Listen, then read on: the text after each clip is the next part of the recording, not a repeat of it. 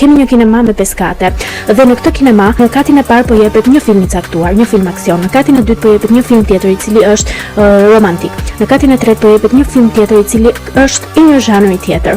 Ju do po shkoni në katin e parë, në momentin që po jepet ky filmi, ju po shikoni që aktorët po luajnë në një rregull të caktuar ashtu siç i ka vendosur regjisori, në një histori të caktuar dhe nëse ti i ulur aty si një person i cili po ndjek këtë film, nëse ti do t'i bërtasësh më të madhe aktorëve, mos e bëj këtë sepse unë e di që ky aktori tjetër do të bëj këtë gjë, është budallik, është e kot që ti t'i bërtasësh aktorit që të luajë një sken tjetër sepse ashtu e mendon ti më mirë. Kjo nuk është, kjo është të bësh atë lutjen, mos të ndodhi kjo gjë, ndërkohë që kjo gjë është e programuar që të ndodhi në këtë kat që ti ke vajtur të shohësh këtë film. E njëjta gjë pra në aspektin energjetik ndodh edhe në momentin kur neve kërkojmë që të mos ndodhi diçka në jetën tonë. Kjo nuk është lutje.